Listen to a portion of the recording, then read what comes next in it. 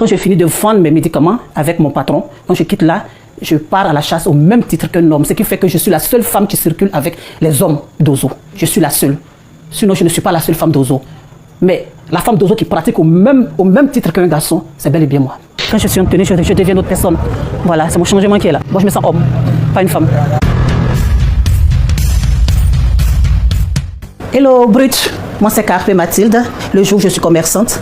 La nuit, je suis femme d'Ozo. Suivez-moi, vous allez voir la suite.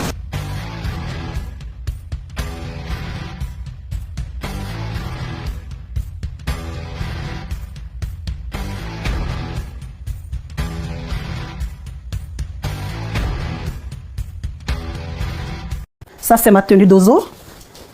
La meilleure, celle que je préfère parmi toutes mes tenues d'Ozo. Voilà.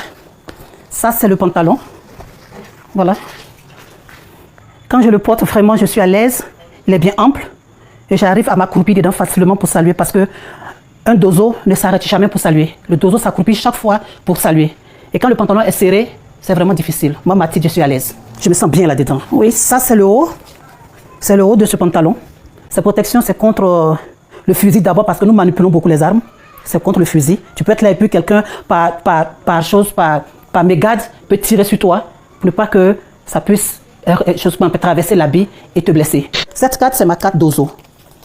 C'est ce qui prouve que j'ai été initiée et que je suis réellement une femme d'Ozo. Voilà, c'est ma carte nationale de d'Ozo. Moi, j'ai eu la licence 2 en droit. Oui, le droit juridique. Et c'est de par la faute de mes jeans, parce qu'ils n'ont pas accepté que je continue mes études. C'est là que j'ai arrêté. Et je me suis livrée vraiment à leurs petits soins. Tout ce qu'ils veulent, je fais.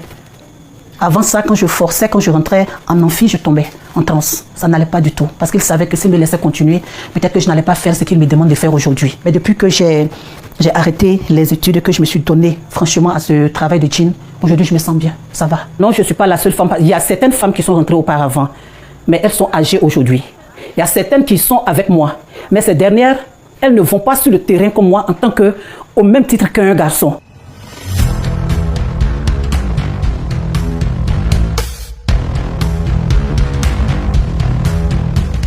C'est l'armée traditionnelle. Auparavant, à l'époque là-bas, le dozo était vu comme le sauveur du village. Quand le village est attaqué, la première personne à donner sa poitrine, c'est le dozo. Voilà. D'accord. D'accord. Ok. D'accord. On a vu une chose moto qui est garée dans une position qui ne nous plaît pas du tout. Donc on va s'approcher du conducteur et puis on va l'interviewer un peu. On va lui poser un peu de questions pour savoir pourquoi est-ce qu'il est positionné de cette manière. Bonsoir monsieur. Bonsoir madame. Comment allez-vous? Oui.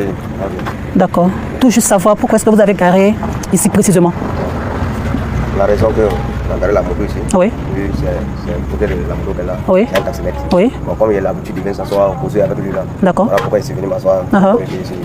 D'accord. Vous avez les papiers? On peut voir les papiers?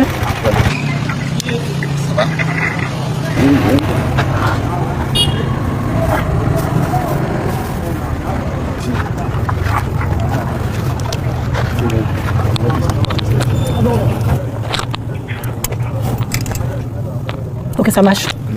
Ça marche. Vraiment, merci beaucoup. Ok, vraiment, merci beaucoup. Ah, merci. Ça t'impressionne parfois?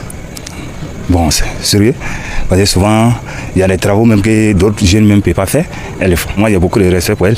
Parce qu'elles respectent tout le monde. Chez les dozo, c'est le respect qui compte. Il y a d'autres femmes, c'est héritage de leur papa. Il y a les chefs dozo. Souvent, la personne n'a pas d'enfant, garçon. Il peut initier son fils ou sa fille pour ménager au milieu de nous. Il va se concerter d'autres chefs dozo. Il dit, bon, comme je n'ai pas d'enfant, garçon, ma fille qui est là, unique, je veux qu'elle prenne mon héritage. Il y a des familles, il faut qu'il y ait un dozo là-bas. Les amis, c'est vrai qu'en Côte d'Ivoire, nous avons plusieurs ethnies, nous avons plusieurs villages, et chaque village a sa tradition et sa culture. Mais moi, personnellement, c'est la première fois que j'entends ce mot de dozo.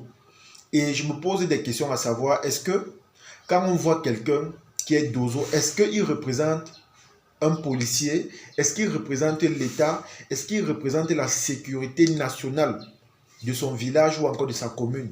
Voilà autant de questions que je me pose. Et si tel est le cas, est-ce qu'ils ont un salaire précis à cela? Parce que rester comme ça chaque nuit, aller visiter les quartiers dans la quête de voir l'incivisme ou encore de prendre les bandits, honnêtement, c'est d'abord risqué d'une manière.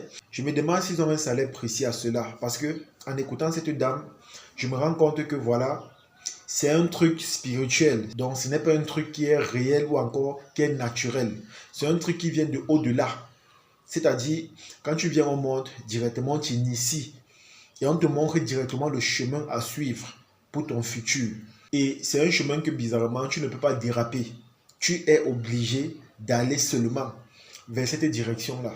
Donc c'est la raison pour laquelle je me demande si ils ont un salaire précis à cela. Mais sans vous mentir, cette culture ou encore cette tradition m'impressionne. Dans le sens où, quand elle a parlé des vêtements qu'elle porte, lorsqu'elle part te parcourir, ce sont des vêtements vraiment puissants. Ce sont des vêtements que si il y a même des, je sais pas, des trucs qui viennent sur ça, ça ne peut pas traverser le vêtement. Parce que c'est un vêtement travaillé sur une protection spirituelle. Et je pense même que nos vaillants soldats dans des frontières ou encore ceux qui partent souvent nous défendre là, doivent arborer ce vêtement-là. Parce que si réellement c'est un vêtement qui fait en sorte que l'ennemi ne puisse pas traverser lorsqu'il y a des conflits, honnêtement, je pense que ça serait un atout pour nos soldats. Bon, je comprends aussi que il faut être initié, il faut faire ceci, il faut faire cela. Dans chaque pays, on a nos ethnies et nos traditions. Même ici au Cameroun, quand vous partez du côté des Bamileke, quand vous partez dans leur royaume ou encore du côté des Bamoun, vous allez voir qu'il y a des soldats, il y a également des gardiens. Et tous sont munis également de vêtements traditionnels qui les protègent et qui les donnent aussi de la force lorsqu'il y a des conflits ou encore des combats. Donc du coup, je pense qu'en Afrique, nous sommes des Bantous et nous avons nos traditions propres à nous. Mais la question qui me vient toujours en tête, parce que de la même façon qu'en Côte d'Ivoire, on voit cela, c'est de la même façon que même ici au Cameroun, nous avons cela. Mais ça dépend des traditions et des cultures de chaque ethnie et dans chaque village, parce que tous les villages ne sont pas pareils. Il y a des villages où on ne blague pas avec la tradition. Elle est tellement respectée et droite au point où on ne peut pas déraper. Vous voyez un peu. Donc du coup, je ne peux pas dire que dans tous les villages, c'est pareil. Il y a ceux vraiment qui mettent un accent précis et particulier à cela. Tandis que dans d'autres villages, ce sont des choses qu'on prend à la légère ou encore on n'accorde pas réellement de l'importance. Mais la question qui me taraude toujours à l'esprit, c'est de savoir le salaire qu'ils ont. Parce que veiller toute une nuit, parcourir, chercher les gens qui sont là dans l'incivisme, c'est pas facile. Et en plus, quand on est une femme. Parce qu'on sait que généralement, la femme doit être mariée, elle doit être avec ses enfants, son mari et tout. Mais lorsqu'on voit une femme qui pratique cela, honnêtement, c'est juste surprenant et je dirais même incroyable.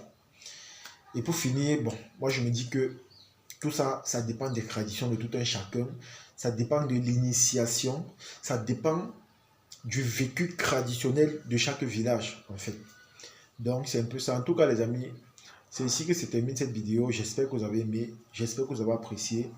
Comme j'ai dit, je suis un peu impressionné de voir que ici en Afrique, on a des traditions similaires, mais on a des principes différents. Parce que voir une femme qui pratique cela, pour moi, c'est une première. Ici au Cameroun, dans certains villages, vous allez voir des guerriers, mais sauf que vous n'allez jamais voir des femmes. Parce que la place de la femme dans ces villages-là, c'est à la cuisine, devant leur mari. Vous n'allez jamais voir ces femmes-là s'arborer des vêtements traditionnels dans le but de protéger leur village ou leur commune, jamais. Donc du coup, pour moi, c'est une première et je trouve que c'est vraiment impressionnant. En tout cas, les amis, partagez cette vidéo au maximum et on se dit à la prochaine. Ciao.